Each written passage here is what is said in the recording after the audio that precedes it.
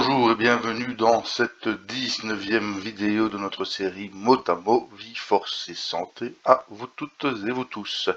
Aujourd'hui, je vais vous parler d'un élément extrêmement important de la culture et de la civilisation égyptienne, les bateaux, et forcément qui dit bateau dit le Nil. On va pouvoir travailler sur le déterminatif justement des bateaux et du vocabulaire qui s'y rattache. Aujourd'hui, nous allons naviguer sur le Nil qui est la voie de communication principale en Égypte ancienne depuis l'Antiquité, qui l'est toujours, qui a été depuis la construction du barrage d'Assouan été domestiquée, on va dire, et donc le phénomène de la crue du Nil aujourd'hui n'existe plus. Mais déjà à l'époque, malgré ce phénomène, malgré ce cours parfois un peu capricieux, le Nil restait l'autoroute, la voie de communication principale du nord vers le sud et du sud vers le nord. Nous voici dans le logiciel JSèche et nous allons alors voir après la palette hiéroglyphique qui est ici, cette palette hiéroglyphique que voici et cette palette hiéroglyphique qui reprend l'ensemble des hiéroglyphes tels que classés au départ par monsieur Gardiner. Donc pour les personnes qui seraient néophytes dans la découverte des hiéroglyphes, simplement il y a un égyptologue, monsieur Gardiner, qui a classé tous les signes et les a classés par catégorie en leur accordant à chacun une lettre indice avec les hommes dans un premier temps, les femmes, hein, comme je dis toujours, si ça avait été un français et non un anglais, il aurait peut-être mis les femmes avant et les hommes après.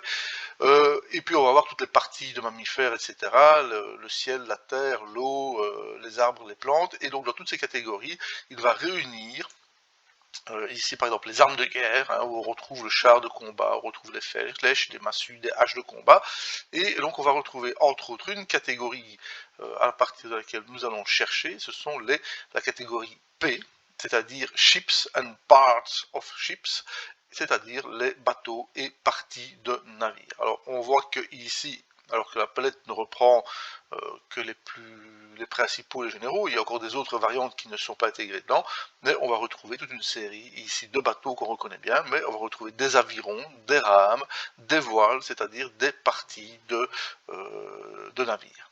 Alors le navire a une fonction tout d'abord simplement de navigation, de transport de personnes et de biens et de matériaux, mais c'est aussi dans la mythologie, dans la cosmogonie égyptienne, un élément important avec la barque du jour, la barque de la nuit. Ce fera l'objet d'un autre débat.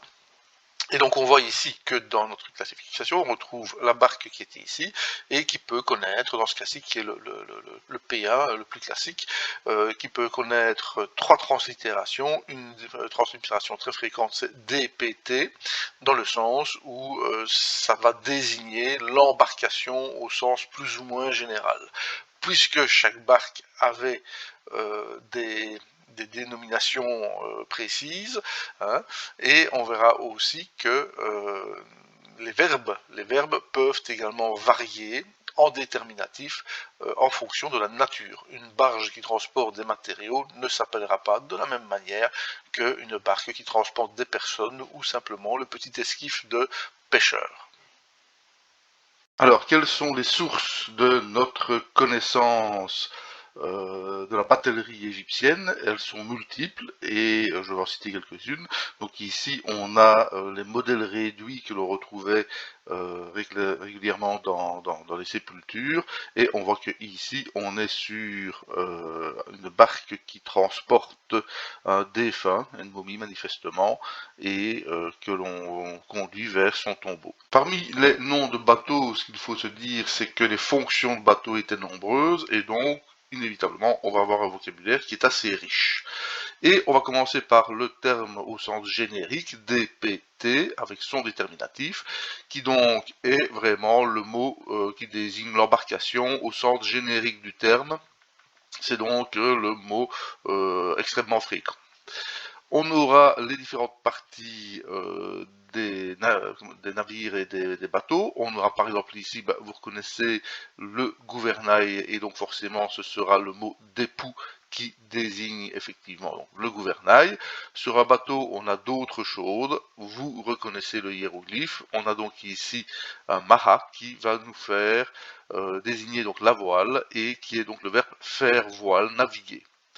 On aura encore d'autres mots, comme par exemple ici celui-ci, qui se termine par le déterminatif de la rame et qui va effectivement pouvoir se traduire par un aviron, une rame. Ce déterminatif de bateau, on va le retrouver dans les verbes également, et donc c'est ainsi qu'on aura par exemple un verbe assez fréquent qui est le verbe ici, ce qui est dit naviguer au sens du terme, le plus large du terme, naviguer, voguer. On aura un autre mot qui est assez intéressant, le mot qui est donc ici hemeni, toujours avec le même déterminatif, qui signifie affourcher, tiens, affourcher, et amarrer au sens un peu plus large.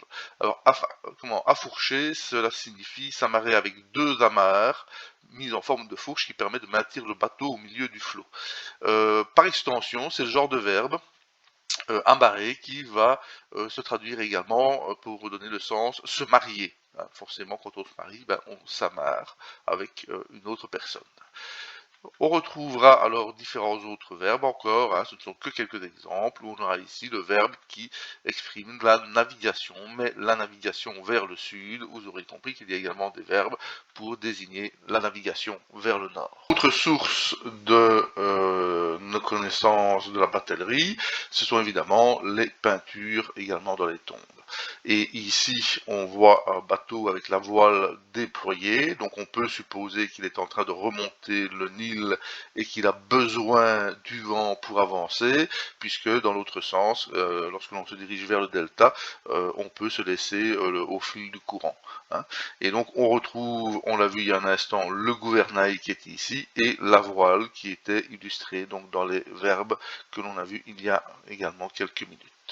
Passons en revue un peu de vocabulaire donc par rapport aux différentes catégories de bateaux. Ce ne sont que quelques exemples parmi d'autres. Et donc on aura par exemple ce mot qui désignera un bac pour traverser le Nil. On aura également, donc le bac ça doit être quelque chose d'assez gros, par contre à l'opposé on aura ce mot qui désigne un bateau, mais dans bateau léger, c'est-à-dire plutôt une petite pirogue de papyrus destinée à la pêche. On aura d'autres mots comme celui-ci, qui vont désigner le bateau, le navire d'une manière un peu plus générale. On n'a pas, donc ça se rapproche du dépet, mais s'il y a deux mots différents, ça veut dire que ça désignait deux embarcations différentes, mais ce n'est pas toujours évident de pouvoir associer le mot à l'image du bateau. On a également ici par exemple celui-ci, ce mot-ci, qui lui va désigner un navire mais dans le sens d'une barge, là où le bac on peut supposer sert à faire traverser des gens, la barge elle sert à transporter plutôt des marchandises. C'est évidemment le contexte dans lequel ces mots sont lus, dans les textes dans lesquels ces mots sont lus, qui permet de préciser le sens du mot. On aura encore ce mot, par exemple, qui est lui strictement désigné, c'est dans les textes pour le transport des marchandises. Donc ça c'est par exemple avéré. On a encore d'autres mots, comme le mot bateau, aussi, ou ici, qui désigne une embarcation, sans qu'on sache laquelle. On a des mots comme celui-ci, comme qui est le mot de cacao, la barque, le bateau, le navire cacao. De lui-même, on ne sait pas immédiatement de quel genre de bateau il s'agit, mais par contre, on va le retrouver dans des expressions comme celle-ci, qui désigne une barque, un navire, mais un navire de fonction. Alors, était-ce un bureau flottant? Donc voilà, un peu les différentes catégories de mots que l'on peut retrouver. Vous voyez qu'on a un vocabulaire extrêmement riche, et je répète, ce ne sont que quelques petits exemples parmi d'autres. Si vous feuilletez les dictionnaires, vous verrez qu'il y en a beaucoup d'autres. Évidemment, dans nos ressources documentaires pour connaître toujours la bataillerie, il y a évidemment les barques en elles-mêmes, qui ont été retrouvées près de la pyramide de Khéops, et où on a pu retrouver à plusieurs reprises des barques réelles, véritables, qui étaient purement et simplement démontées pour être placées en contexte funéraire. Ce sont évidemment des sources essentielles de connaissances. Mais les barques jouaient également un rôle important dans les rituels et dans la mythologie égyptienne. Pour n'en citer que trois exemples, on aura par exemple ici la barque Nechem qui va désigner la barque qui est la barque sacrée du dieu Osiris à Abydos, donc là où on a la barque qui est transportée et qui permet aux défunts, je raconte, qui permet à la divinité de pouvoir être sortie par exemple en public, puisque dans les temples il y avait des reposoirs de barques. On a également deux autres barques qui sont vraiment célèbres, qui sont la barque du jour, d'une part, la barque Manjet, dans son parcours solaire de la journée, et à l'opposé, on a la barque Messéket qui permet, elle, évidemment, qui est la barque de nuit du soleil, qui sont donc deux éléments essentiels de la cosmogonie égyptienne.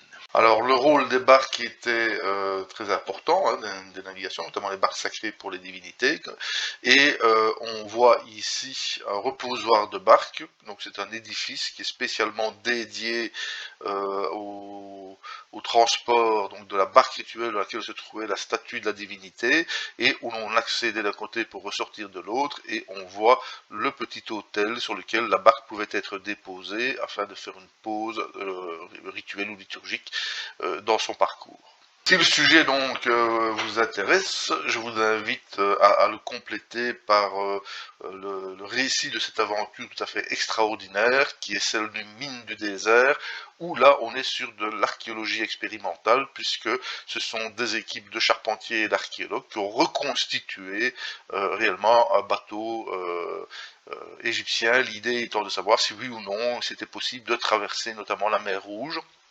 Et l'expérience a été plus que concluante. Il y a de superbes vidéos à ce sujet que l'on peut trouver sur internet.